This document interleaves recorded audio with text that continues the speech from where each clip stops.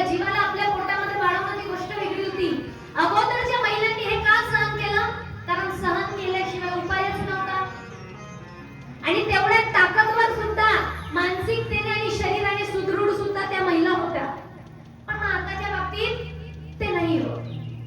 म्हणून ही गरोदर राहिली, ही कपडे धुवायला खाली बसायची नाही. सर्वात पहिली गोष्ट, कपडे धुवायला खाली बसताना हे कंबळ आहे ना आपलं असं वागतं ना. एका गर्भवती स्त्रीने कधी अशा पद्धतीने पूर्ण वेळ कपडे धुवायला कधीच बसू नये, कधीच नाही. ती कपडे धुवायला खाली बसली, दगडावरती धुते ती. जास्त वेळ नाही. व्यायाम करण्यासाठी जास्तीत जास्त 5 ते 10 मिनिटं बसली गोष्ट वेगळी, पण तुम्ही तिच्याकडून कपडे धुवून घेण्यासाठी असं बसवताय, आणि सर्वात चुकीची गोष्ट. ज्याच्याकडून झालं त्याच्याकडूनच झालं, रिकामा साईड इफेक्ट घेऊन द्यायचा नाही. जी सासू लग्नाच्या पूर्वी म्हणत होती, लग्न करायच्या अगोदर, माझ्या मुलीसारखी आहे, माझ्या मुलीसारखी आहे, माझी राणी आहे, माझी आमकी आहे, माझी डंकी आहे. लग्न झालं, ती गरोदर झाली, तिच्याकडून काम होत नव्हतं. आणि तिच्याच वयाची तिची नणंद सुद्धा घरात होती. ती 20 वर्षाची, तिची नणंद सुद्धा 20 वर्षाची. तरुण तरुण पोरी, छोट्या छोट्या. तिची नणंद सुद्धा असायची. तिची नणंद कामाला हात लावायची नाही, कधी कधी काम करू लागायची, करायचीच नाही असं नाही, करू लागायची, सगळं काही करू लाग. पण आता सासूचा शब्द ऐका. आम्हाला फोन येतो आणि त्या फोन मध्ये ती सासू म्हणते, ताई हे तर काही कामच करत नाही म्हणे, ही तर काही कामच करत नाही म्हणे. आमच्या जमान्यात आम्ही इतके कामं केले, असं केले, तसं केले. मग तितक्यातच ती तिकडनं ओरडली, नाही माई साहेब मी कामं करते म्हणे, सगळे कामं करते म्हणे, पण म्हणे नणंदबाई करता नाही. ती अशी तिकडनं ओरडली. सासू काय म्हणते,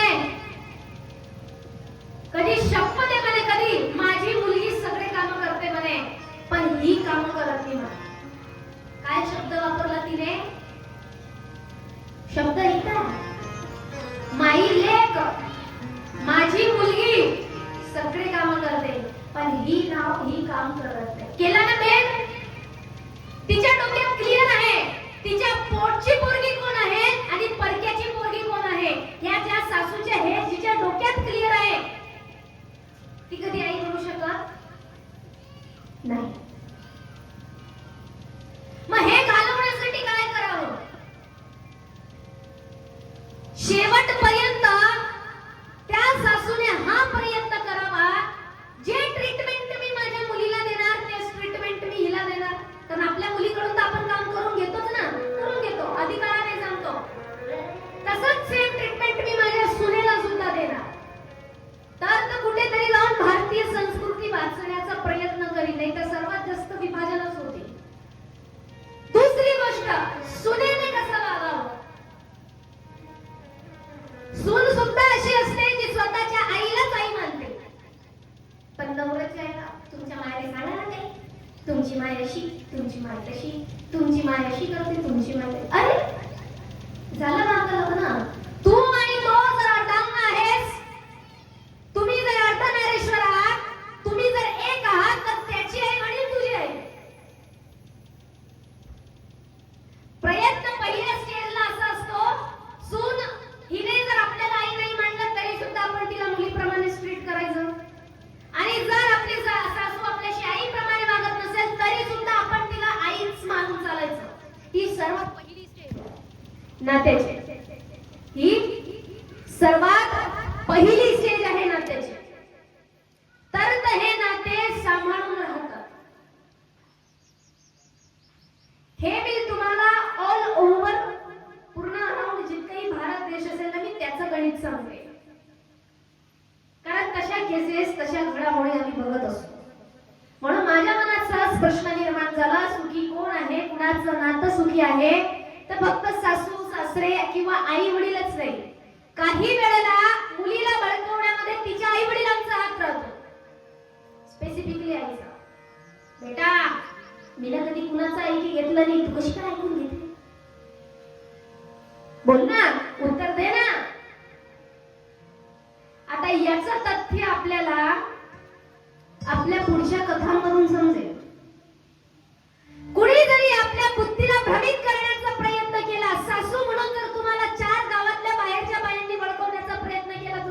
तुमची सून तशी, किंवा तुम्हाला बाहेरच्यांनी भडकवण्याचा प्रयत्न केला तुमची सासू अशी तुमची सासू तशी, फरक पडू द्यायचा नाही. आमचं नातं काय हे आम्हाला माहिती, आमचे संबंध काय हे आम्हाला माहिती. आणि सर्वात महत्त्वाची गोष्ट, एक दुसऱ्यापासून कुठलीही अपेक्षा ठेवायची नाही. तुम्ही तुमचे सुखी, आम्ही आमचे सुखी. हे सर्वात मोठी शिकवण आहे प्रत्येक नात्याला टिकवून ठेवण्याची. मग पती पत्नीचं नातं असो, सासू सासऱ्यांचं नातं असो, आई वडिलांचं नातं असो, मित्र मैत्रिणीचं नातं असो, बहिणी बहिणीचं असो, भावा भावाचं असो, कुणाचंही नातं असो, कुठलीही अपेक्षा एक दुसऱ्यापासून ठेवायची नाही. मग बघा तुमचं नातं किती सुरळीत आणि सुंदररित्या चालतं.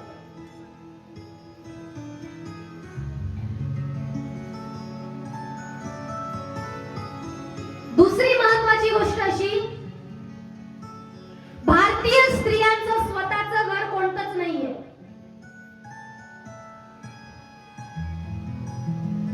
ती माहेराहून निघते, ते तिचं माहेर असतं. ते कुणाचं असतं? तिच्या आई वडिलांचं असतं. ती तिच्या आई वडिलांच्या घरी असते. तिचं घर आहे का ते? तिचं घर कुठे? मग ती सासरी येते, आणि सासरी आल्यानंतर ते तिच्या सासू सासऱ्यांचं आणि पतीचं घर असतं. तिचं घर आहे, ते तिचं घर नाहीच. मग तुम्ही म्हणसाल सासू मेली की मलाच कारभार सांभाळ नाही, मग नवरा गेला की मग घर माया नावावर होईल, मग ते घर माया होईल. किती जरी झालं ते कमावलेलं कोणी आहे? ती सासू सासऱ्यांची देण आहे, ती पतीची देण आहे, आणि या बाजूला ती आई वडिलांची देण आहे. मग महिलेचं घर आहे कुठे? तुम्ही म्हणाल मुलगा कमवेल, आहा, ते मुलाचं घर. मग एका स्त्रीचं घर नेमकं आहे कुठे? हा विचार आता ज्यांचं जीवन गेलं आहे त्यांनी न करता, त्यांच्या घरामध्ये जितक्या मुली आता जन्माला आल्या आहेत त्या मुलींचं आयुष्य घडवताना हा विचार प्रत्येक आईने करावा. आतापर्यंत आमचं जीवन नाही, पण आमच्या मुलीचं स्वतःचं घर असावं, म्हणून सर्वात पहिले आमची पोरगी शिकली पाहिजे. आमची मुलगी शिकली पाहिजे.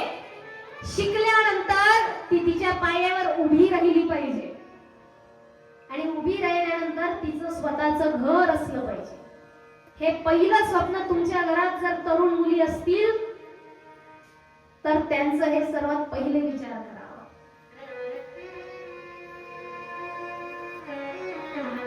आज तरुण मुली थोड्या कमी आहे.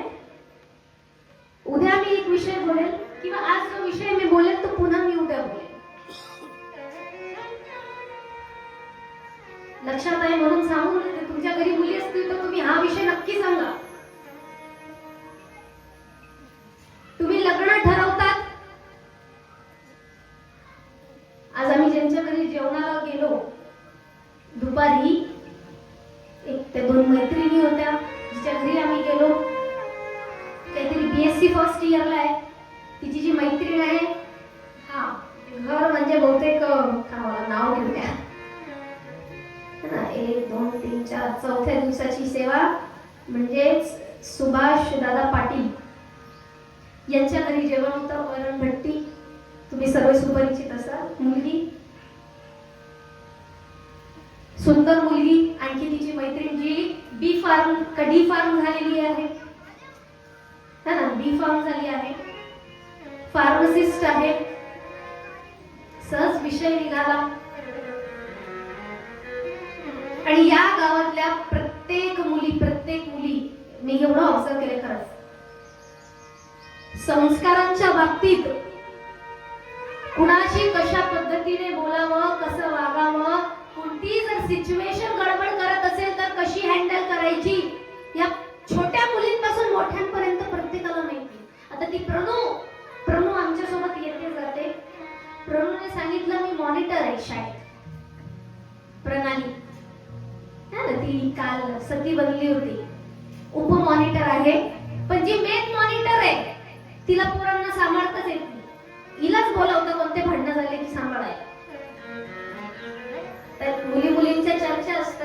कशी आहे ती? खरंच तिच्यामध्ये लिडरशिप क्वालिटी आहे? ज्या वेळेला मी प्रत्येक वेळेला, आता आमचं पाहणं तुम्हाला वाटत असेल माई साहेब अशा कोणाकडे पाहताय का, आमचं फार तीक्ष्ण नजरेने आम्ही ऑब्झर्व करतो, कोण कसं वागतंय, कोण कसं बोलतंय, कुणाच्या चेहऱ्याची कशी एक्सप्रेशन आहे, कुणाला माझं बोललेलं आवडतंय, कुणाला माझं बोललेलं नाही आवडत आहे, हे आपल्याला सगळं समजतं. तेवढे तर अंतर्यामी आम्ही करू शकता की नाही? है ना? फेस रिडिंग आम्हाला येऊन जाते, कुणाला आवडतंय कुणाला नाही आवडत आहे. मग प्रणव मध्ये ती लिडरशिप क्वालिटी आहे की खरोखर ती सगळ्यांना सांभाळून घेऊ शकते. कोणती सिच्युएशन जर गडबड झाली, कुणी जर वाईट बोललं, कुणी जर रागवलं, कुठे स्थिरता असावी, कुठे आपण पुढाकार घ्यावा, आणि हे या गावातल्या प्रत्येक मुलीमध्ये, प्रत्येक मुलीत आहे. हे मी खरोखर मनापासून ऑब्झर्व केलं. एवढ्या गुणवान मुली या गावात आहेत. मग तुमच्या घरी जर तरुण मुली असतील किंवा छोट्या जरी मुली असतील आणि पुढे आता भविष्यामध्ये त्यांचा विवाह ठरण्याची वेळ आली किंवा इथे बसलेल्या जरी मुली असतील, तर मी माझे पर्सनल विचार तुम्हाला सांगते. आवडले तर या, नाही आवडले तर जाऊ द्या. ज्या वेळेला लग्न करायला जातात त्यावेळेला पहिला शब्द काय येतो तिकडनं? मुलगा म्हणतो किंवा मुलाची, मला अशी मुलगी हवी आहे जी माझ्या आई वडिलांना सांभाळेल. मला काय रे बाळासाहेब पडला.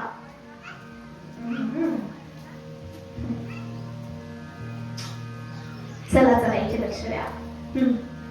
मला अशी मुलगी हवी आहे जी माझ्या आई वडिलांना सांभाळेल. सर्वात पहिला प्रश्न तिने त्याला विचारायचा, तू कुठे चालला? युद्धावर? का तू हिंदवी स्वराज्य निर्माण करतोय भाऊ? का तू भारताचं संविधान लिहितोय? अशा कोणत्या नोकरीवर चालला की तू तुझ्या आई वडिलांना सांभाळू शकत नाही? आताच्या काळातल्या मुलींसाठी मी हे सांगते, ज्या मुलीला स्वतःचं भविष्यही पाहायचं आहे, जिला स्वतःच्या पायावरही उभं राहायचं आहे, जिला शिक्षणही घ्यायचं आहे, तिने सर्वात पहिला प्रश्न मुलाला हा विचारायचा. जर मुलगा बोलला की मला अशी मुलगी हवी आहे जिने माझ्या आई वडिलांना सांभाळावं, तू कुठे चालला? असं काय काम आहे तुझं की तू स्वतःच्याच आई वडिलांना सांभाळू शकत नाही? काहींच्या घरामध्ये फक्त मुली असतात, मुलं नसतात. मग तेव्हा काय म्हणतात, माय पोरगा पाहिजे होता, पोरगी लग्न करून चालली नाही का? ज्यांच्या घरामध्ये मुली आहेत त्या मुलींनी स्वतःच्या आईचा आणि वडिलांचा सांभाळ करावा. आता आमच्या आई वडिलांना आम्ही 2च मुली आहेत, मुलगा नाही. माझे वडील वारले 2020 मध्ये, ते ज्येष्ठ वकील होते. माझं लहानपणापासूनच ठरलेलं होतं, आई वडील आपले सुटणार नाही. आई तेवढा जीव नसेल तितका दुप्पटचा माझ्या वडिलांमध्ये जीव. लग्न तर करायचंय, सगळं करायचंय, पण जबाबदारी माझी राहील. मुलींनी पुढे प्रश्न विचारायचा, जन्माला कुणाला घातलं आहे तुझ्या आई वडिलांनी? तुला. 9 महिने कुणाला पोटात ठेवला आहे तुझ्या आईने? तुला. शिक्षणाला खर्च कुणी लावला आहे? तुझ्या आई वडिलांनी तुझ्या शिक्षणाला खर्च लावलाय. माझ्या लावला का? तुझ्या आई वडिलांनी तुला लहानचं मोठं केलेलं आहे. जेव्हा तुला शिमूड आला तेव्हा तुझा नाक पुसला, जेव्हा तुने घाण केली त्यावेळेला तुझी घाण तुझ्या आई वडिलांनी साफ केली. तू तुझ्या आई वडिलांचा तिरस्कार करायला हवा का? मग छोट्यातली छोटी गोष्ट जर तुझ्या आई वडिलांना लागत असेल तर हे कुणाचं कर्तव्य आहे? तुमच्या तोंडातून निघालं, कुणाचं कर्तव्य आहे? मुलाचं कर्तव्य आहे.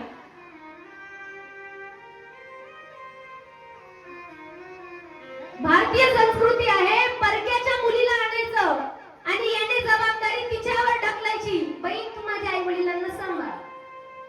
का बाबा तुला कंटाळा येतो? असे कित्येक मुलं मी पाहिले जे रिकामे बसले असतात पण आई वडिलांकडे फिरून सुद्धा पाहत नाही. कित्येक मुलं तुम्हाला दाखव, एवढा तर काही धसाचा रस काढण्यासारखं काम करत नाही की त्यांनी स्वतःच्या आई वडिलांकडे फिरून पाहावं नाही. असे पाहिले आहेत, अरे मी कामावरून थकून आला, मी हे करून आला, ते करून आला, असं करून आला, असे लोक मी पाहिले आहेत. पंतप्रधानांचं उदाहरण घ्या. पंतप्रधान मोदी एका मोठ्या पंतप्रधान पदावरती बसले, पण आईची सेवा स्वतः करत होते. माणूस एवढ्या मोठ्या पदावर आहे, त्याला संपूर्ण भारत देश सांभाळावा लागतोय. एवढं सगळं सांभाळावं लागतंय. त्याने त्याच्या बायकोला नाही तिथे ठेवलं की माझी पत्नी माझ्या आईची सेवा करेल. दिल्लीला गेला, आईला सोबत घेऊन गेला. जिथे जाईल तिथे प्रत्येक ठिकाणी आईला त्याने सोबत नेलं. पत्नीला सेवा नाही करायला लागली. त्याने स्वतः आईची सेवा केली. त्याने स्वतः वडिलांची सेवा केली. हे तुमच्या मुलींना सांगायचं आहे.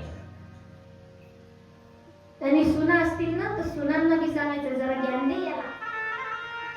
तुझ्या नवऱ्याला सांगते. आणि हे कुणाच्या बाबतीत सांगते मी? समाजाने हे नको म्हणाला की आम्हाला एकुलती एक पोरगी आहे, मुलगी आहे, मुलगी आहे. मुलीची सुद्धा तीच जबाबदारी बनते स्वतःच्या आई वडिलांना बघण्याची, त्यांची काळजी घेण्याची. आणि मुलाची जबाबदारी बनते स्वतःच्या आई वडिलांची काळजी घेण्याची. मग याचा अर्थ असा आहे का की मुलीने सासू सासऱ्यांकडे पाहायचं नाही, मुलाने त्याच्या सासू सासऱ्यांकडे पाहायचं नाही? नाही, असा अर्थच नाही. मरेपर्यंत कर्तव्यच आहे की ज्या पद्धतीने आपले रक्ताचे आई वडील आहेत, त्याच पद्धतीने त्याच हिशोबाने आपला अर्धांग असलेल्या पतीचे आई वडील हे आपलेच आई वडील आहेत. याच स्वरूपामध्ये त्यांची सेवा सुद्धा केली जायची आणि करताच आली पाहिजे. काय ना, जीवन 2 दिवसाचं आहे, भांडण 4 दिवसाची. जीवन 2 दिवसाचे, पण भांडण 4 दिवसाचे. 4 दिवसाचे का बरं? कारण 4 दिवस सासूची सिरियल होती. भांडण 2 दिवसाचे, भांडण 4 दिवसाचे, जीवन 2 दिवसाचं. कारण मेल्यानंतर सुद्धा माणूस ठरवतो याच्या मरणावर जायचं का नाही जायचं. हा माझ्याशी असा वागला होता. एवढा मनुष्य विचार करणार आहे, तो मेल्यानंतर आजारी पडल्यानंतर विचार करायचा की जायचं की नाही जायचं. हा माझ्याशी कसं वागलाय आणि काय वागलाय. अशी परिस्थिती निर्माण.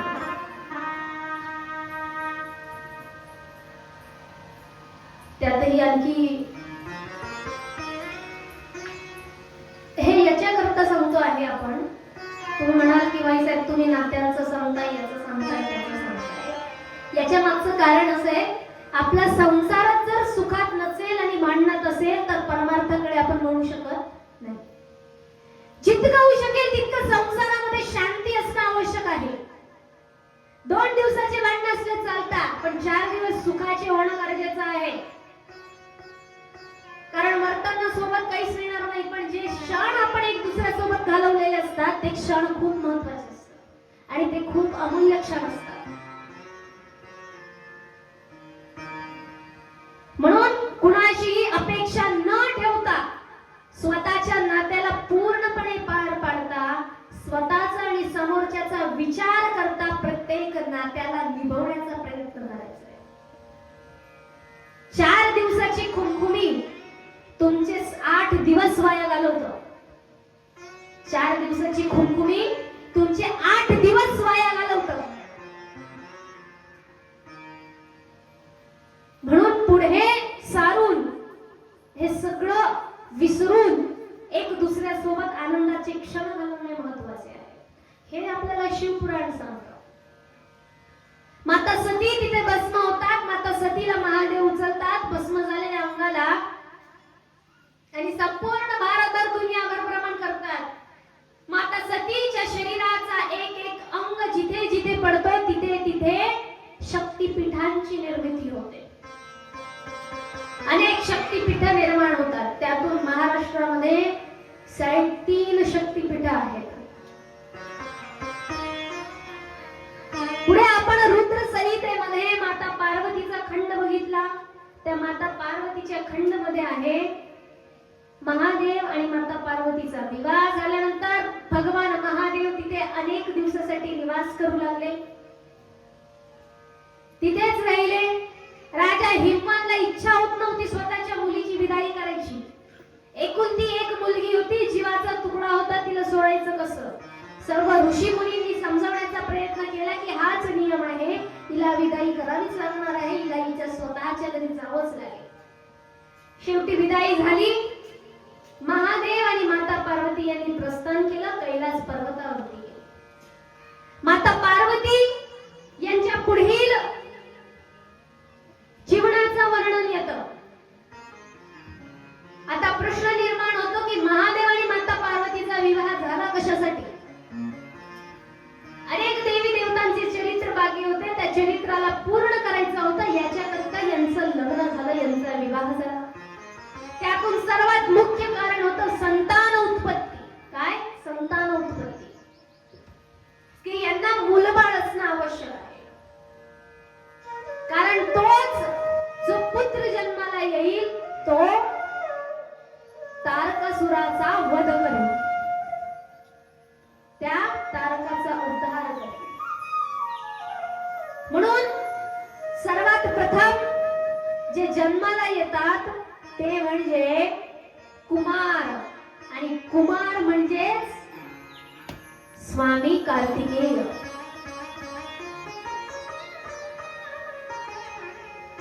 सर्व देवी देवता माता पार्वती शिवाचं स्तुती करतात. स्तुती केल्यानंतर गंगेच्या माध्यमातून माता पार्वती आणि शिव यांच्या पुत्राचा अवतार होतो आणि त्याचं नाव स्कंद असं सुद्धा ठरतं. सर्वात प्रथम त्याचं नाव असतं कुमार, आणि तो कुमार साधारण नसतो, त्याला 6 आयांनी मिळून सांभाळलेलं असतं. लहानपणापासून त्याला अनेक दीक्षा घेण्यासाठी पाठवलेलं असतं. 6 कृतिका असतात, 6 आई मानलेल्या असतात. त्या 6च्या 6 मिळून लहानपणापासून त्याचं पालन पोषण करतात, 6 कृतिका सांभाळ करतात. म्हणून याचं नाव कार्तिकेय पडतं. काय पडतं? कार्तिकेय. आणि मग पुढे चालून स्वामी कार्तिकेय म्हणून ते प्रसिद्ध होतात. तारक या असुराचा वध करायचा होता, त्याला ब्रह्मदेवापासून वराची प्राप्ती झालेली होती. कुमार हे लहानचे थोडे मोठे होतात.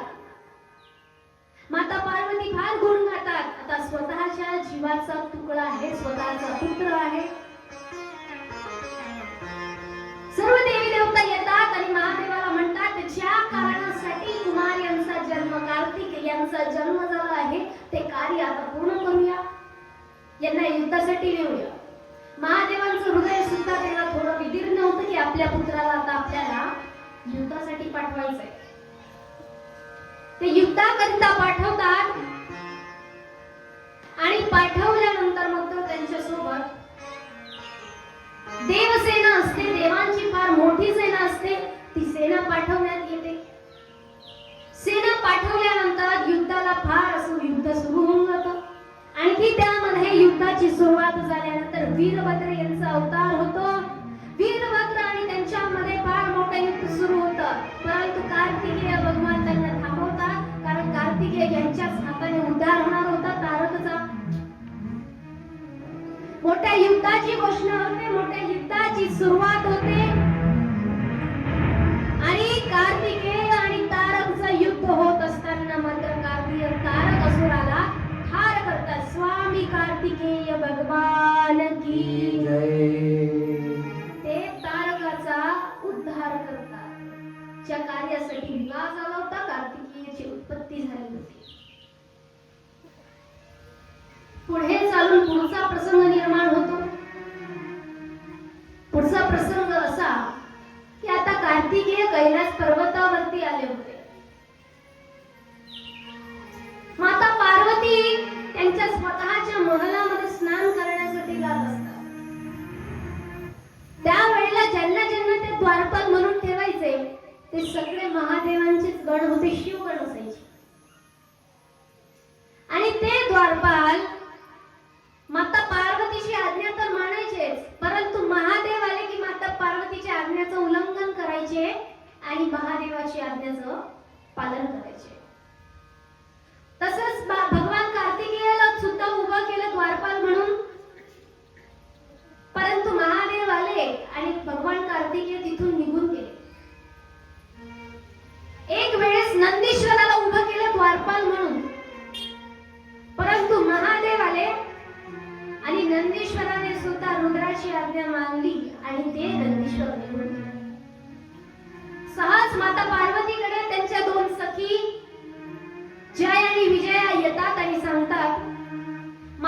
हे जितकेही गण आहेत ते सर्व रुद्राचे अधीन आहेत, महादेवांच्या अधीन आहेत. कुणीतरी असा गण असावा जो तुमच्या अधीन असेल, जो तुमचाच ऐकेल आणि जो तुमच्यासाठीच बनलेला असेल. माता पार्वती हे फार मनावर घेतात. माता पार्वती स्नानगृहामध्ये जातात. स्नान करण्यासाठी स्वतःच्या अंगाचा मळ काढतात. स्वतःच्या अंगाचा मळ काढून मोठा ढीग गोळा करतात आणि त्याचा एक बालक निर्माण करतात आणि तो मुलगा तिथे निर्माण होतो. त्याच्यामध्ये शक्ती सोडली की तो मनुष्याच्या स्वरूपात, देवाच्या स्वरूपात अवतीर्ण होतो आणि द्वारपाल म्हणून तिथे स्थित राहतो. माता पार्वती त्याला एक मोठा दंड देतात की तिथे तुले द्वारपाल म्हणून उभा राहा. तितक्यात महादेवांची स्वारी येते. महादेवांची स्वारी आल्यानंतर महादेव आत जाण्याचा प्रयत्न करतात आणि महादेवाला तो बालक, तो द्वारपाल म्हणतो, आत जाऊ नये, माझी माता स्नान करते. महादेव म्हणतात, अरे बालक, तुझी माता जरी असली तरी माझी पत्नी आहे, तरी माझी पत्नी आहे, म्हणून तू मला परवानगी घेणे सांगू नको. चला तर बाजूला हो. पहिले प्रेमाने महादेव समजवतात. तो बालक म्हणतो, नाही, तुम्ही कोणी असू द्या, मला फरक पडत नाही. माझ्या मातेची आज्ञा आहे की कुणालाही आत येऊ द्यायचं नाही. मग कुणी कणा असो, तो त्रिलोकीचा राजा कणा असो, पण मी आत जाऊ देणार नाही. माझ्या मातेची आज्ञा मी उल्लंघित करणार नाही.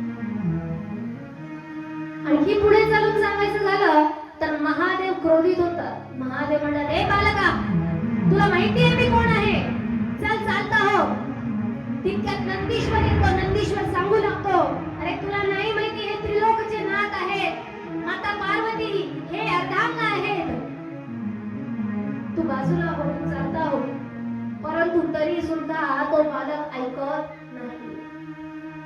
सर्व देवी देवता येतात, त्याला समजवतात, बाजूला होतात, तरी तो ऐकत नाही. शेवटी महादेव यांना क्रोध उत्पन्न होतो. स्वतःचा त्रिशूल घेतात, त्या बालकावर चालवतात आणि त्याचं शीर बाजूला काढतात आणि त्याचं धड बाजूला पडतात. बाहेरचा कोलाहल ऐकून माता पार्वती बाहेर येतात आणि माता पार्वती बाहेर आल्यानंतर मात्र संपूर्ण अवस्था बघतात. कुणाचा त्रिशूल चालला आहे, कुणाचं धड आणि कुणाचं शीर बाजूला झालं आहे. ही सर्व परिस्थिती ज्यावेळेस ते बघतात, बघितल्यानंतर माता पार्वती भयभीत होतात.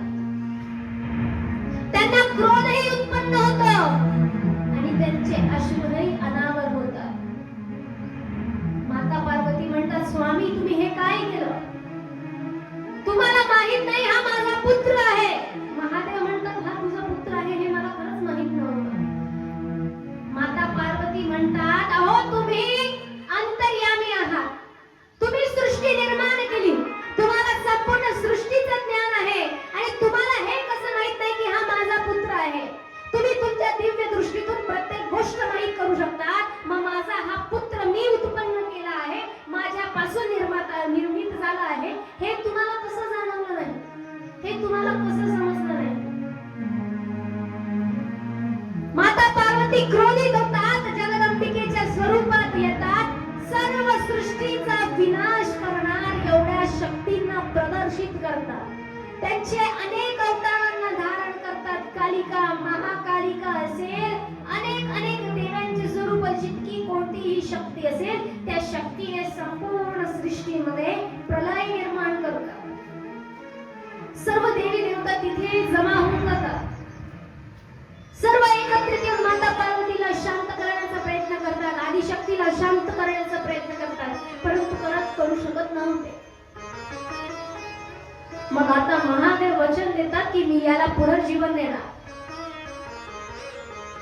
माता पार्वती म्हणतात, अगोदर माझ्या पुत्राला तुम्ही जीवनदान द्या, त्यानंतर बघितलं जाईल या सृष्टीचं काय होतं आणि काय नाही होतं. अशा पद्धतीने माता पार्वती सांगतात. महादेव त्यांच्या गणांना आदेश देतात आणि सांगतात, इथून पुढे जावं, ज्याचं मुख, ज्या प्राण्याचं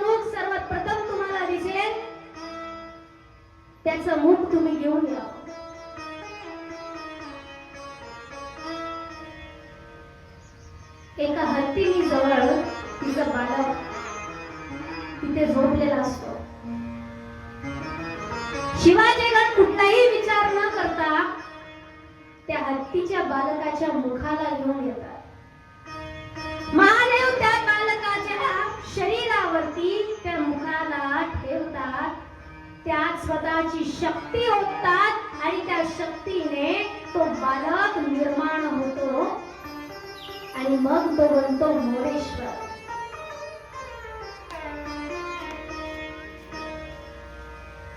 माता पार्वती हे शांत होतात, पुन्हा स्वतःच्या सामान्य स्वरूपामध्ये येतात. बालकाला स्वतःच्या छातीशी लावतात, स्वतःच्या जवळ धरतात, त्याची नजर ओवाळू लागतात. अनेक देवी देवता अनेक प्रकारचे आशीष त्याला देऊ लागतात. सर्वात पहिला आशीर्वाद देतात की सर्व जितकेही देव असतील त्या देवांमध्ये प्रथम पूजनीय असलेला हा असेल. म्हणून प्रथम पूजनीय असलेला हा बालक नक्कीच असणार.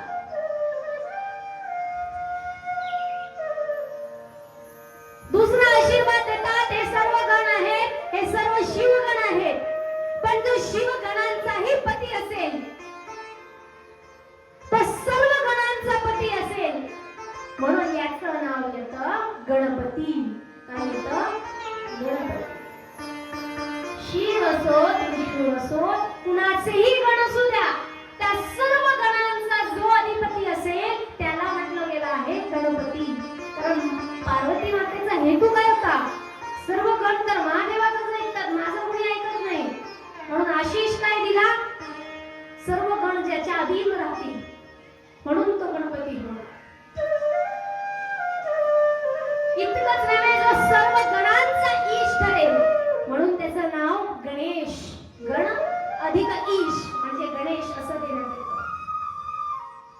अशा पद्धतीने गणपती तिथे मात्र अवतीर्ण होतात. आणखी त्यांना अनेक आशीर्वादांनी, अनेक शक्तींनी, अनेक पद्धतीने त्यांना आशीष वरदान प्राप्त होतं. वरदान प्राप्त होतं आणि तिथून मात्र गणपती बाप्पाची सुरुवात होते. सर्व देवी देवता वर्णन करतात, आज या दिवशी, ज्या दिवशी त्याचा मूग छेदित झाला आणि गणेश रायांचा मूग अशा पद्धतीने झाला आहे, तिथून चालून आणा. गणपती बाप्पाचा मूग झाला आहे, ज्या दिवशी त्यांना अनेक वर प्राप्त झाले आहेत, ज्या दिवशी त्यांना अनेक आशीर्वाद प्राप्त झाले आहेत, अनेक आशीष प्राप्त झाले आहेत, ती आहे चतुर्थी. म्हणून या चतुर्थीला गणेश चतुर्थी म्हणून प्रसिद्ध केलं जाईल. या गणेश चतुर्थीचा जोही उपवास करेल त्याला असीम असणारी, निसीम असणारी बुद्धी प्राप्त होईल. जोही गणेशाची आराधना करेल त्याची दुर्बुद्धी दूर होईल, तो अनेक विद्या प्राप्त करू शकत असेल. थांबून घ्या गणपती बाप्पा. अनेक बुद्धी त्यांना प्राप्त होईल. एवढंच नव्हे तर बुद्धीची देवता म्हणून यांना ओळखलं जाईल अशी असलेले गणपती बाप्पा. याच कथानकांवरून गणेश चतुर्थी आपण साजरी करतो आणि पुढे चालून लोकमान्य टिळकांनी साजरी केली सर्वात पहिली गणेश चतुर्थी स्वातंत्र्याचा महोत्सव म्हणून. का? भारत देशाला स्वतंत्रता मिळावी म्हणून गणेश चतुर्थी आपण सर्वांनी साजरी करण्याचा निर्णय घेतला. आणि म्हणूनच आता आपण गणपती बाप्पांचं स्वागत करणार आहोत. गणपती बाप्पा आणि कार्तिक स्वामी यांनी नाचत नाचत यायचं आहे आणि तुम्ही सर्वांनी सुद्धा स्वागत करण्यासाठी गणपतीच्या नाचायचं आहे. फुलं घ्या बरं, फुलं बेटा उठ.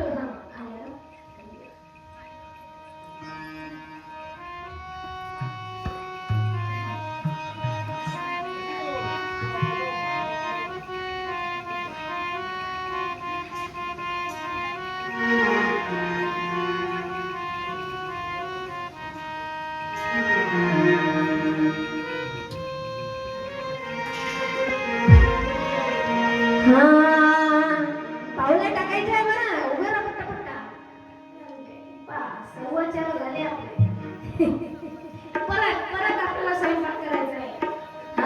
पार्वतीच्या बाळा पार्वतीच्या बाळा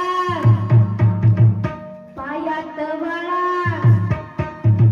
पार्वतीच्या बाळा तुझ्या पायात बाळा पुष्पहारांच्या घातल्यात माळा ताशांचा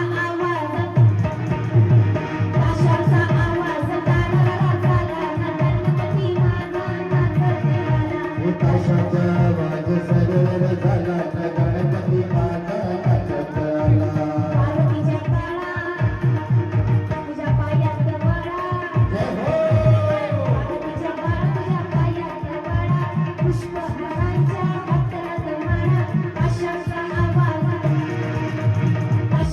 आवाज तारारा झाला ना गणपती माझा नाचत आला ताशाचा आवाज सरळ झाला ना गणपती माझा नाचत आला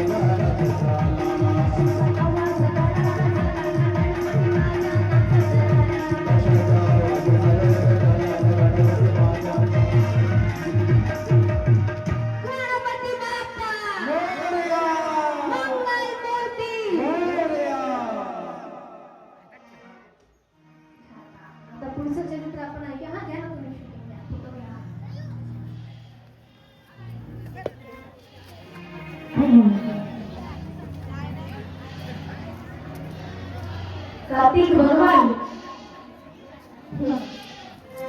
आणि गणपती बाप्पा बाप्पा माझे शब्द ऐकायचे हा मान दाखवा ऐसा का हा मी जसं सांगेल तसंच करायचं सगळ्यांनी ठीक आहे दोघांनी आता पुढे गणपती बाप्पा आणि कार्तिक भगवान यांच्या अनेक लीलांचं वर्णन येतं अनेक लीलांचं वर्णन करत असताना अनेक लीला तिथे निर्माण होतात घडतात कार्तिक स्वामी हे स्वभावाने एकदम शांत स्वभावाने एकदम शांत हा आहे का शांत आहे नाही हा नाही आहे शांत कार्तिक मग कार्तिक भगवान हे स्वभावाने एकदम शांत असतात पण काहीच खात नाही खातो का नाही काहीच खात नाही हे बरोबर लागू कमीत कमी खाणं दिसतंय ना केंद्रा काहीच खाणं नाही पिणं नाही पतले असणारे त्यांच्या जगात ध्यानस्थ असणारे कार्तिक स्वामी ज्यांना फक्त अभ्यास करायचा आहे अध्ययन करायचं आहे वेगवेगळ्या प्रकारचे व्यायाम करायचे आहे विद्या प्राप्त करायचं आहे त्याच्या जागेवरती गणपती बाप्पा कसे असतात गणपती बाप्पा त्यांना असतो पोट पण याला नाहीये पोट गणपती बाप्पा पण केंद्र आहेत आपले उलट कार्तिक स्वामी पेक्षा लय बारीक आहे गणपती बाप्पा काय असतात काही यांना आम्ही खाणार मोदक आणा लाडू आणा आमचं पोट नाही थांबणार आम्हाला हे हवं आम्हाला ते हवं आम्हाला ते हवं खाण्याच्या बाबतीत मोठं त्यांचं पोट मोठं त्यांचे कान मोठे त्यांना एवढी मोठी सोंड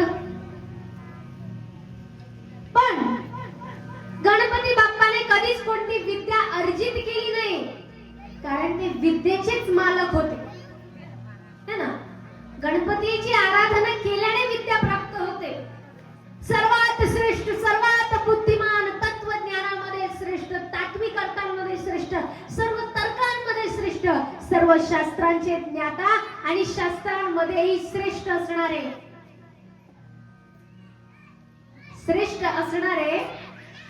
गणपती बाप्पा होते मग असे श्रेष्ठ ज्ञाते या साईडने एवढे ज्ञाते असणारे श्रेष्ठ असणारे गणपती बाप्पा हे गणपती बाप्पा काही खाता की नाही खाता ए बाप्पा खातो का तू जेवण पोट भरून करतो तुला काय आवडतं नाही तुला खायला काय आवडतं बाजरीचे वडे बिबडी तुम्हालाच पाहून मला बाजरीचे वडे आठवले हा त्यांनी सांगितलं बाजरीचे वडे केले काल संध्याकाळी आम्ही त्या आईंच्या घरी होतो ओले आहेत म्हणे बाजरीचे वडे घेऊन गेल्या गच्चीवर घेऊन आले म्हणे आम्ही सगळ्यांनी मिळून केले आहेत ओले बाजरीचे वडे खाल्ले आज सुद्धा नाश्त्याच्या ठिकाणी गेलो आम्ही बाबांच्या घरी तिथे सुद्धा बाजरीचे वडे तळलेले होते गणपती बाप्पा आवडतात बाजरीचे वडे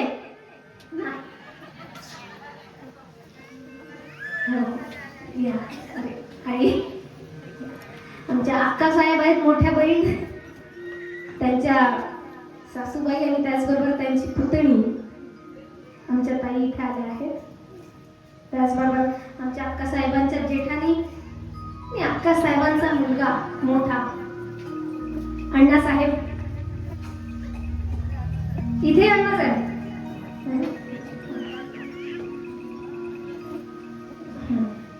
त्याचबरोबर अक्का साहेबांचे म्हणजे आमचे दादा साहेब सुद्धा आले आहेत उठानंतर दादांना बसू दे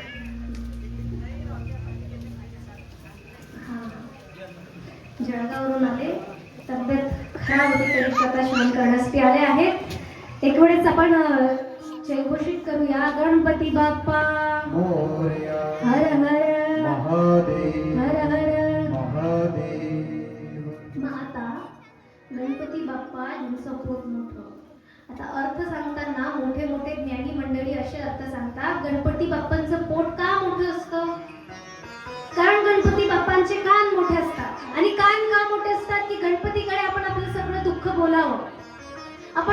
काही सांगतो. पण गणपती बाप्पा इथून तिथे नाही करत. गणपती बाप्पा सर्व गोष्टी त्यांच्या पोटात ठेवतात. म्हणून त्यांचं पोट आपल्या गोष्टी ऐकून ऐकून मोठं होऊन जातं. असं तर्क हे ज्ञानी महात्मे लोक करत असतात. महात्मे किंवा स्तुती ज्याला गणेशाची करायची ते अशाच पद्धतीने करतात. आता यांच्या बाललीलांना सुरुवात होते. यांच्या विवाहांची सुद्धा वर्णन होतं. पण त्याच्याही पेक्षा सर्वात श्रेष्ठ आणि सुंदर असा असलेला प्रसंग येतो, जिथे गणपती आणि कार्तिक यांच्यामध्ये एक स्पर्धेचं आयोजन होतं. स्पर्धा असते, कोण सर्वात जास्त वेगवान आहे, कोण सर्वात जास्त बुद्धिमान आहे, कोण सर्वात जास्त श्रेष्ठ आहे. पण श्रेष्ठ श्रेष्ठची गोष्टच नसते, कारण दोघेही त्यांच्या त्यांच्या ठिकाणी श्रेष्ठच आहेत, तो प्रश्नच नाही. जो तो ज्याच्या त्याच्या ठिकाणी श्रेष्ठच आहे. पण निर्माण होते की नेमकं गणेशाला प्रथम पूजनीय म्हणायचं का, याच्या मागे काय कारण. खरोखर सर्वात जास्त बुद्धिमान कोण हे ज्यावेळेस निर्माण होतं, शास्त्रांचे ज्ञाता कोण, शास्त्र निर्माण करणारे कोण, बुद्धीने प्रगाढ आणि प्रज्वल असलेले, त्यावेळेला एक सुंदर अशा लीलेचं आयोजन होतं.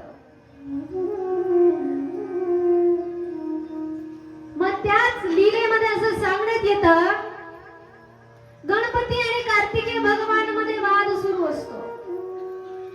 वाद बोलण्यासाठी नारद मुनी येतात. सर्व मंडळी इकट्ठा होतात आणि म्हणतात,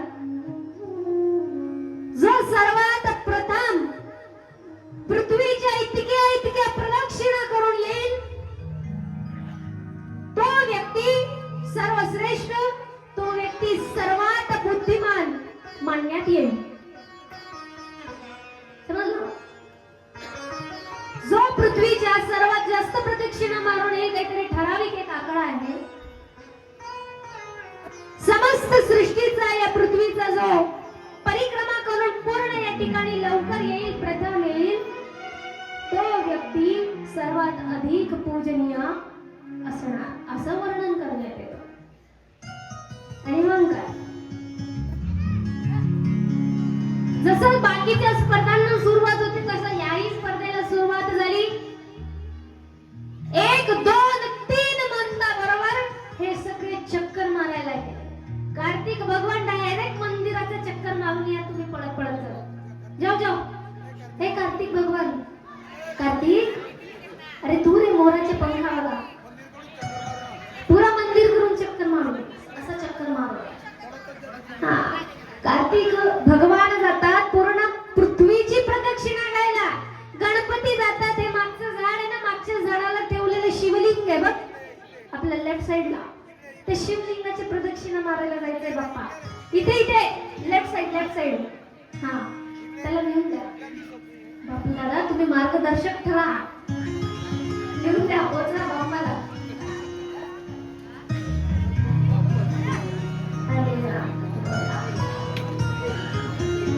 सगळीकडे बॉम्ब फुटताय, कुठे पडतंय हे, कुठे पडतंय हे सांगतो ते. लागलं त्याला सायकल पाडली ना त्याने, डायरेक्ट आले राऊंड मारून बसायचे.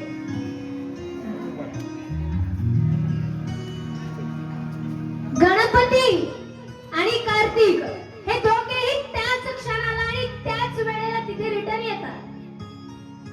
गणपती थोडे अगोदर येतात. कार्तिक भगवान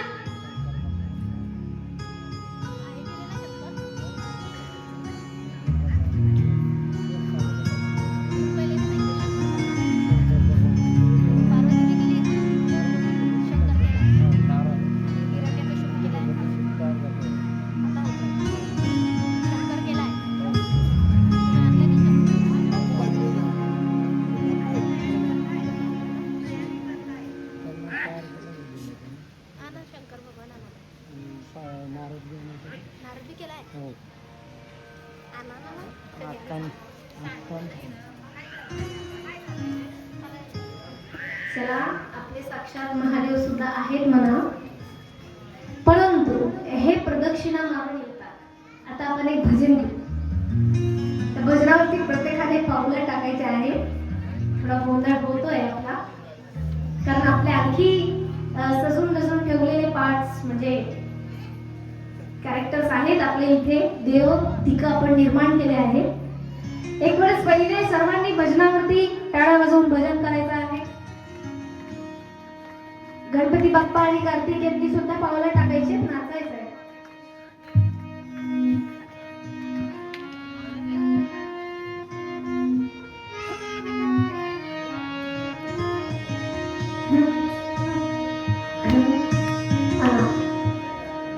चला, महादेव आणि नारद मुनी आले आहे. कैलास के निवासी नमो बार बार आयो शरण तिहारी बोले तार तार आयो शरण तिहारी बोले तार तार आयो शरण तिहारी बोले तार तार कैलास के निवासी नमो बार बार कैलास के निवासी नमो बार बार आयो शरण तिहारी बोले तार तार आयो शरण तिहारी बोले तार तार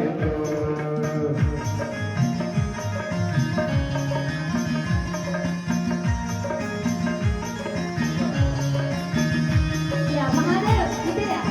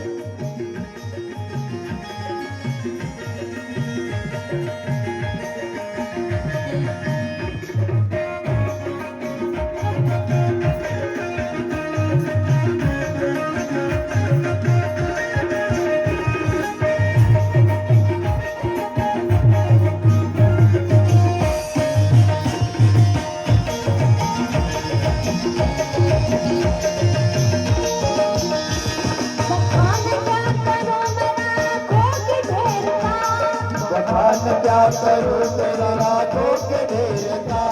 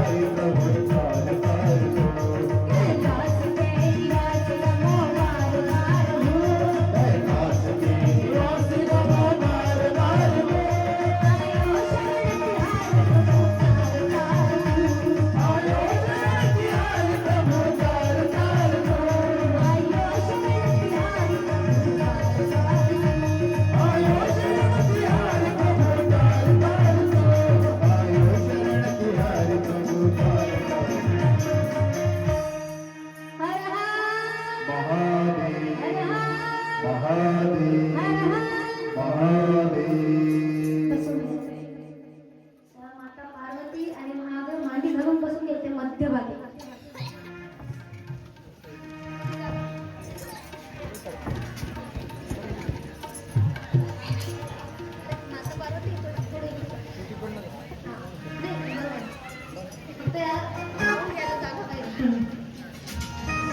हा आता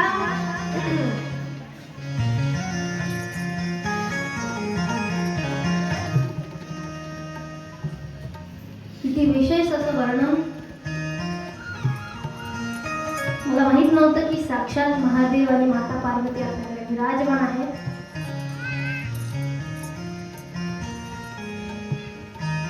पुन्हा त्या कथेकडे वळूया, पुन्हा कथेपर्यंत जाऊया.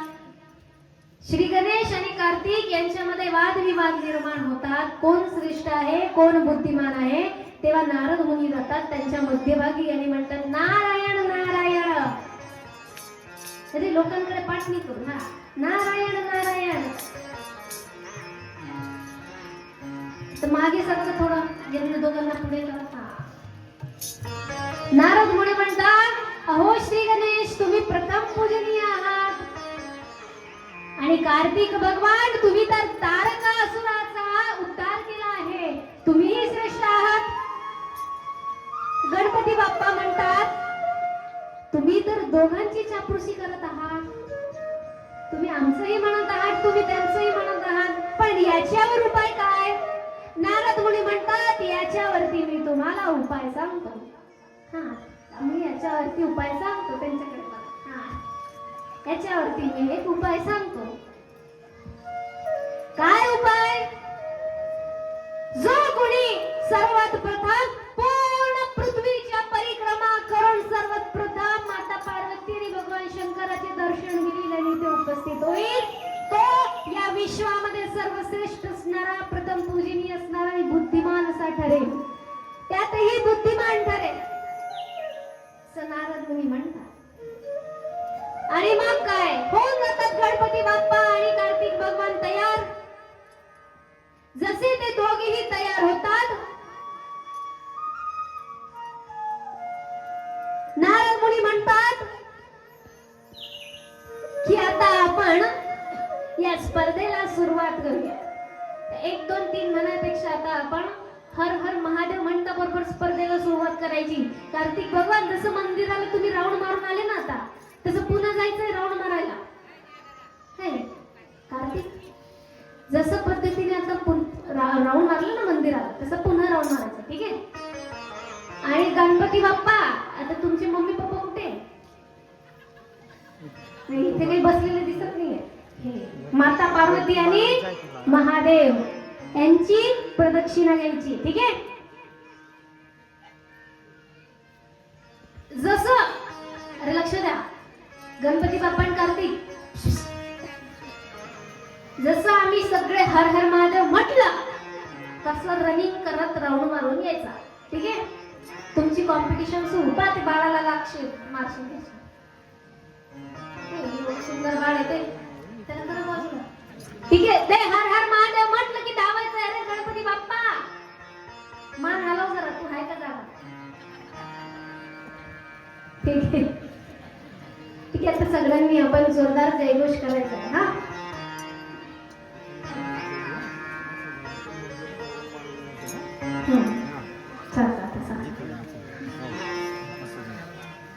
याला बी सांगा. त्याने हळू जरी केलं गणपतीने ते चालतं. कार्तिक भगवान रनिंग फास्ट पाहिजे आपली. ठीक आहे. रनिंग फास्ट एकदम जोराने जायचं. खांबा नको लागतो. हा धोतर वरती वरती रेडीमेड धोतर हो, सुटणार नाही. ठीक आहे. हर हर महादेव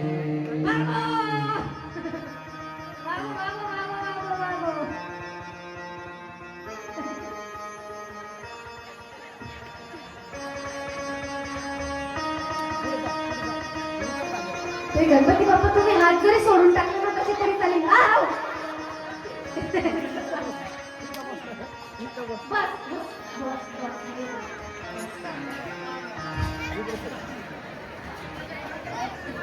हे पाच टाळ्या वाजवा जोरदार, एवढा धावून आला तो.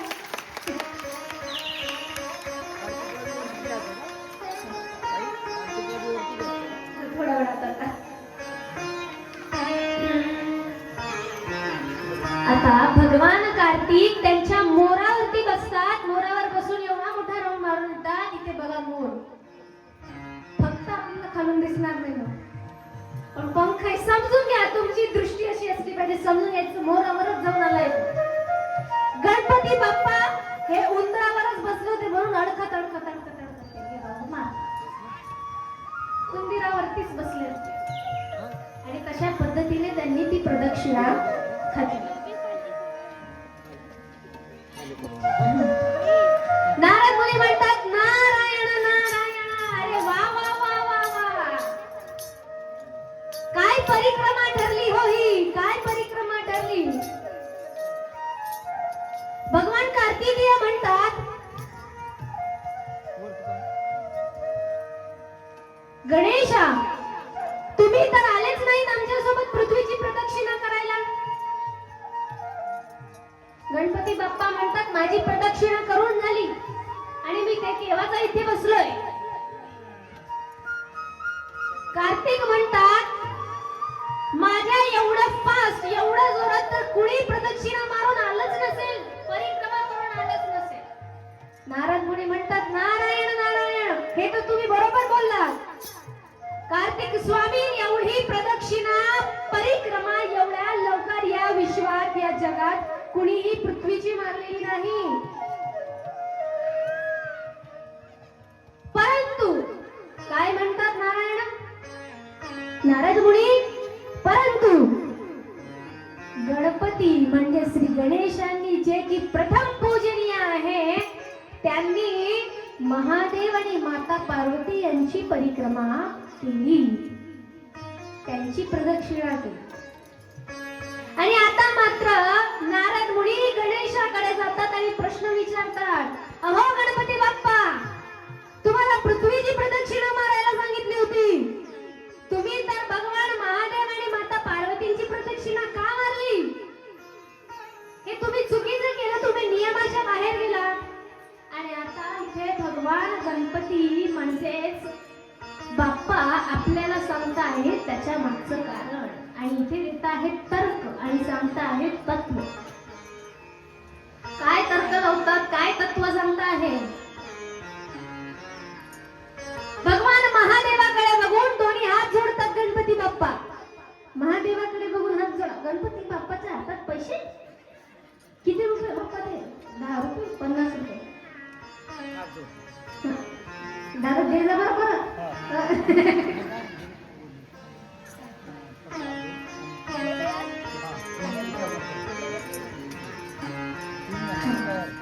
बेटा कंबर उभा केली असं मांडी जा. हात जोडतात गणपती बाप्पा आणि त्यांच्या स्वरूपाचं वर्णन करतात. काय वर्णन करतात स्वरूपाचं. मी कुणाचं दर्शन घेतलं आहे, ज्यांची जटा ही साक्षात हिमालयाच्या स्वरूपामध्ये आहे, ज्यांच्या जटेवरती अर्धचंद्रमा विराजमान आहे. या सृष्टीमध्ये दिसणारा चंद्र साक्षात माझ्या पिताश्रींच्या मस्तिष्कावरती आरूढ आहे. मी त्यांची परिक्रमा केली, ज्यांच्या हिमालय स्वरूप असणाऱ्या या जटेतून साक्षात गंगा माता वाहते आहे. मी गंगेचंही दर्शन घेतलं आहे. एवढं सगळे मला दर्शन झालं त्या मोठ्या मोठ्या पहाडांचं, त्या मोठ्या मोठ्या समुद्राचं, त्या अथांग असलेल्या आकाशाचं, त्या पर्वतांचं. त्यानंतर मला दर्शन झालं माझ्या जगदंबिके स्वरूप असणाऱ्या मातेचं. ही तीच माता आहे जी पृथ्वी आहे आणि म्हणून पृथ्वीला बाप नाही म्हणत, पृथ्वीला म्हणतात माता. ही तीच शक्ती आहे जिची मी परिक्रमा केली आहे, जी हिरवळने सुशोभित आहे, जी निळाईने सुशोभित आहे. अशी संपन्न असलेल्या पृथ्वीचं म्हणजेच महादेव आणि शिव म्हणजेच माझ्या माता पितांची मी परिक्रमा केली. ही ठरते बुद्धिमान व्यक्तीची परिक्रमा. ही ठरते जगातल्या प्रथम पूजनीय व्यक्तीची परिक्रमा. ही ठरते जगातल्या सर्वश्रेष्ठ पुत्राची परिक्रमा. आणि ही परिक्रमा गणपती बाप्पांनी केली. गणपती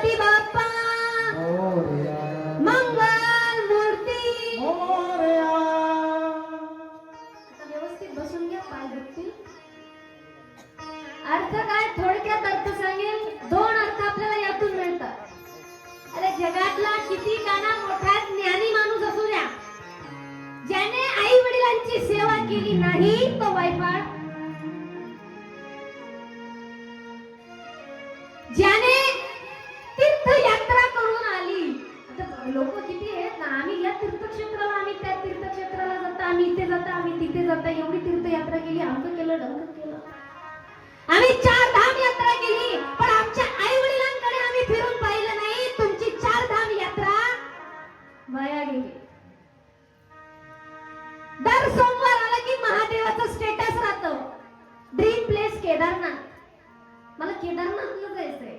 आताची तरुण पिढी सुद्धा, अरे भाऊ जरा घरच्या महादेवाला, बापाला कधी विचारलं बाप कशी मोलमजुरी करतो? बापाला कधी विचारलं तुम्ही कुठे मेहनतीला जात आहेत? माझ्यासाठी जो एवढा वारसदार म्हणून तुम्ही हे सर्व साम्राज्य तयार केलंय, ते कशाच्या बदौलत तयार केलं आहे? कधी आईला विचारलं जी सकाळपासून संध्याकाळपर्यंत राब राब राबते, सकाळचं स्वयंपाक, दुपारचं स्वयंपाक, संध्याकाळचं स्वयंपाक, परवा काय भाजी करायची ती आतापासून विचार करते. माय शेपू पालक घेऊन ठेवली पडी, पालक घेऊन ठेवून पडी, मेथीची भाजी, आता सध्या तेच आठवते माझ्या ताटात, तेच दिसते. वांग्याची भाजी करली पडी. कधी त्या आईला विचारलं जी सकाळपासून संध्याकाळपर्यंत राब राब राबते, माझ्या लेकाला मी ऐकता पाण्याचा गल्ला जाणून देईन, मी सगळं काही त्याला हातशेशी देईन. मग बुद्धिमान कोण ठरतो? जो सर्वज्ञानी असला, सर्वज्ञ असला, सर्वश्रेष्ठ असला, पण आई वडिलांची ज्यानं सेवा केली तो बुद्धिमान ठरतो. हे या कथातून आपल्याला सर्व मर्म आपल्याला बघायला मिळाला. आणि म्हणूनच गणपती ठरतात प्रथम पूजनीय.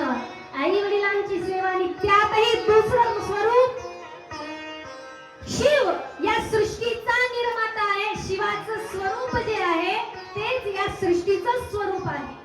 शिव हा पलीकडचा नाही, शिव इथलाच आहे. हे स्वरूप सांगणार ही संपूर्ण कथा. आता आपण आपल्या पुढच्या कथेकडे वळूया. तत्पूर्वी एक छोटेस भजन घेऊया. धरा.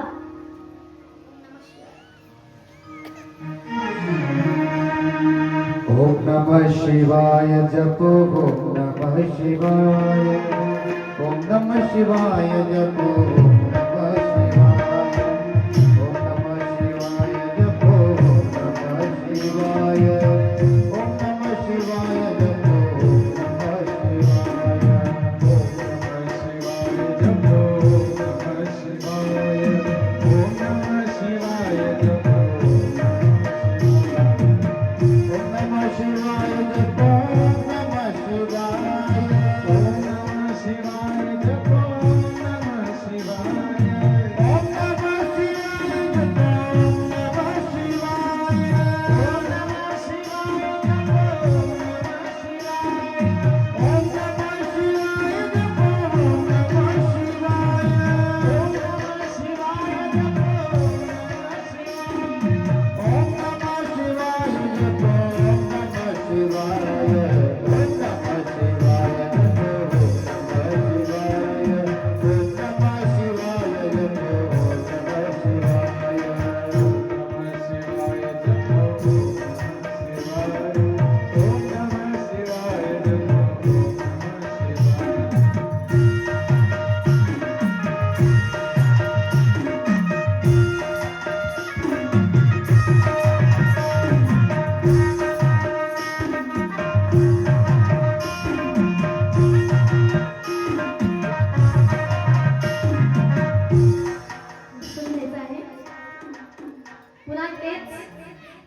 पुन्हा वेळ होतो.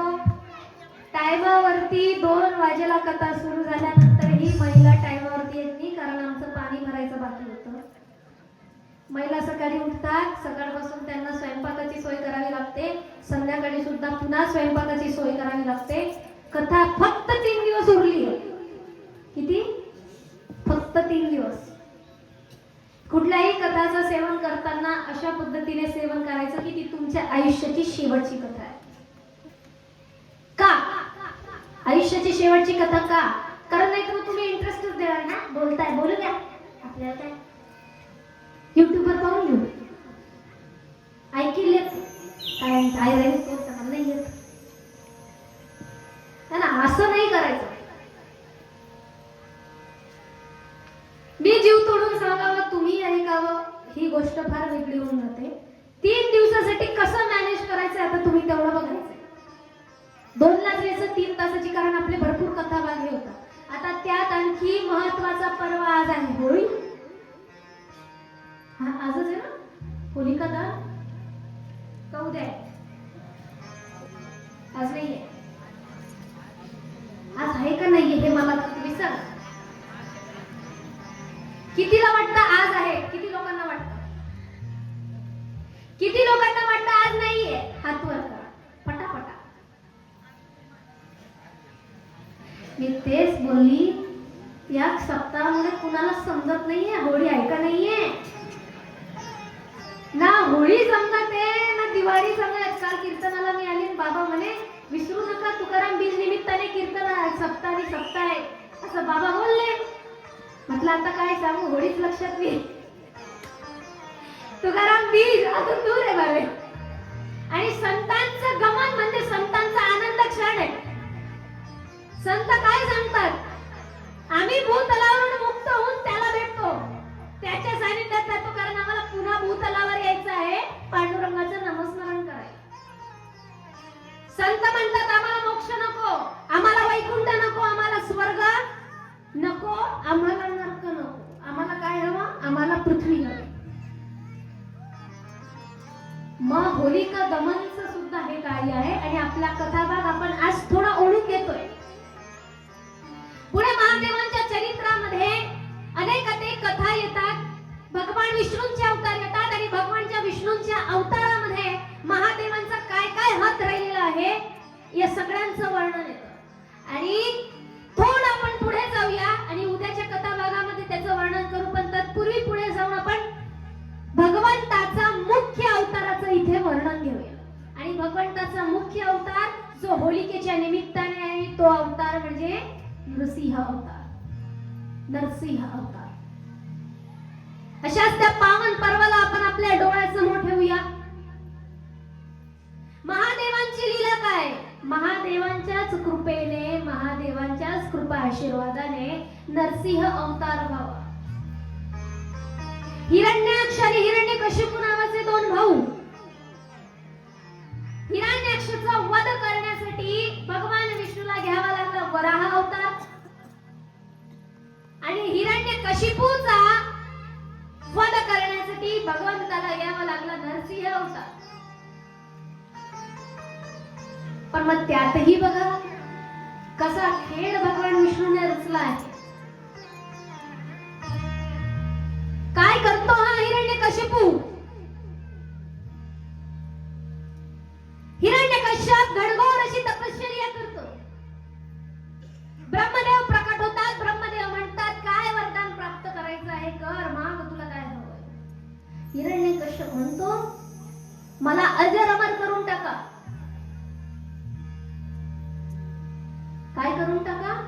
अजर अमर करून टाका. ब्रह्मदेव म्हणतो आम्ही तर अजर अमर आहेच नाही, तुला कुठून अजर अमर करणार? या पृथ्वीवरती जो जन्माला येतो त्याला मृत्यू आहेच.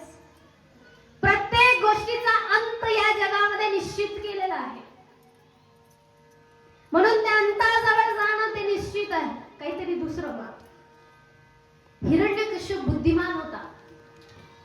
त्याने बुद्धी लावली आणि वर मागितला मला असं वर द्या की कुणी मला सकाळी मारू शकणार नाही, कुणी मला रात्री मारू शकणार नाही, कुणी मला अस्त्राने मारू शकणार नाही, कुणी मला शस्त्राने मारू शकणार नाही.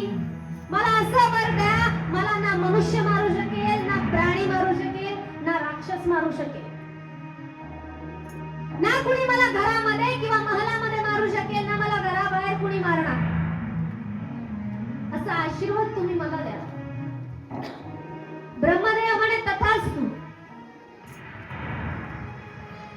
असं आशीष दिलं, असं वरदान प्राप्त झालं आणि तिथून हिरण्यकश्यप निघाला. हिरण्यकश्यपला वाटलं मी झालेलो आहे आता अजर अमर. कुणाची इतकी बुद्धी चालणार नाही हो की जो मला मारू शकेल. असं त्याला जाणवलं, असं त्याला समजलं. हिरण्यकश्यप निघाला आणि मग काय हिरण्यकश्यपची पत्नी ती महान पतिव्रत स्त्री होती आणि तिच्या पोटी जन्माला येतो एक बालक आणि तो बालक दुसरा कुणी नसून त्याचं नाव असतं प्रल्हाद. त्या भक्त प्रल्हादाचा अवतीर्ण होतो. भक्त प्रल्हादाचा जन्म होतो आणि भक्त प्रल्हादाचा जन्म झाल्यानंतर भक्त प्रल्हाद लहानसा थोडा थोडा मोठा होऊ लागतो. जसा जसा तो मोठा होतो तसं तसं हिरण्यकश्यपचा वेगळाच गर्व सुद्धा अहंकार निर्माण होतो. हिरण्यकश्यप म्हणतो या पृथ्वीवरती एकमेव राजा मी, देव सुद्धा मीच. कुणीही नारायणाचं भजन करायचं नाही. सर्व लोक म्हणतील ओम हिरण्यकश्यपाय नमः. ओमही नाही, हिरण्यकश्यपाय नमः. सर्वांनी हिरण्यकश्यपच्याच नामस्मरण करायचं आहे, हिरण्यकश्यपचंच भजन करायचं आहे. हिरण्यकश्यप फार आनंदित होतो. पुत्र प्राप्त झाला, पुत्र लहानाचा मोठा झाला, पुत्राला गुरुकुलमध्ये पाठवायचं आहे. गुरुकुलमध्ये सर्व गुरु मंडळी भक्त प्रल्हादला आणि त्याच्या मित्रांना शिकवतात. हिरण्यकश्यप एकमेव देव आहे. थांबून घ्या भक्त प्रल्हाद, थांबून घ्या. हिरण्यकश्यप एकमेव देव आहे. हिरण्यकश्यप शिवाय कुणीही देव नाही. हिरण्यकश्यप हाच प्रथमही अवतार आहे, सातवाही अवतार आहे, आठवाही अवतार आहे असं त्या बालकांना शिकवतात. भक्त प्रल्हाद आईच्या उदरातूनच भगवंताची भक्ती शिकून आले होते आणि ह्या भक्तीचं वातावरण ते दैत्य पुत्रांमध्ये, राक्षस पुत्रांमध्ये सुद्धा निर्माण करतात आणि भजनाला सुरुवात करतात. नारायण चला. या, या. भक्त प्रल्हाद. नारायण नारायण नारायण भजन, भजन. नाचा,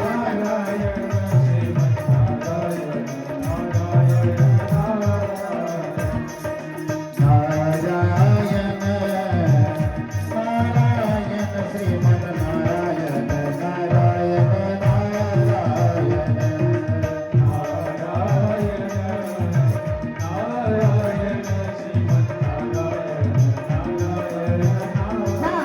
आता ऐकायचंय, चालू ठेवायचंय. मास्तर म्हणतो, म्हणजे गुरुकुलातले गुरु म्हणतात हे काय नारायण नारायण लावलं आहे. महाराज हिरण्यकश्यपने ऐकलं तर आम्हाला मारून टाकतील. भक्त प्रल्हाद म्हणतात अहो गुरुजी, नारायणानेच या सृष्टीला निर्माण केलं आहे. नारायणच ईश्वर आहे. नारायणाशिवाय दुसरं कुणीही ईश्वर नाही. अशा पद्धतीने म्हणतात. गुरु म्हणतात अरे नाही, नारायण नारायण नको करूस. हिरण्यकश्यप की जय, हिरण्यकश्यप की जय अशा पद्धतीने बोल. प्रल्हाद म्हणतो नाही. आणि प्रल्हाद त्याच्या सोबत जे राक्षसांची मुलं असतात, हे राक्षसांच्या मुलांनो बघा जरा माझ्याकडे. हा, हे सर्व दैत्य पुत्र सुद्धा नारायणाचं भजन करतात, गोल राऊंड करतात आणि भजन करतात. नारायण. बोल तुला, बोल, बोल. बोल, बोल, बोल.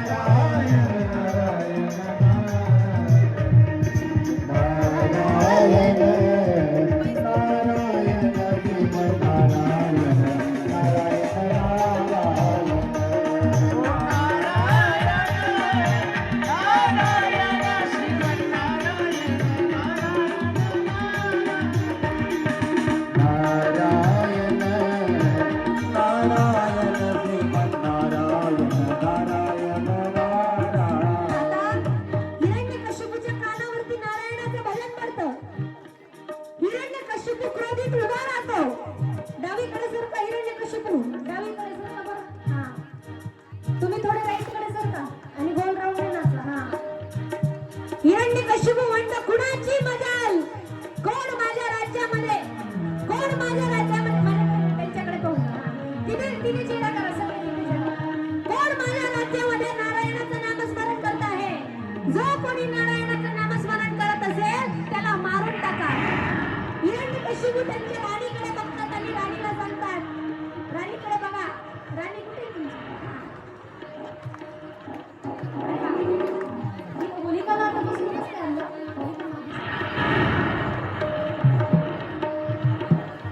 हिरण्यकशिपू म्हणतात, कोण आहे, कोण आहे ही व्यक्ती जो नारायणाचं नामस्मरण करताय?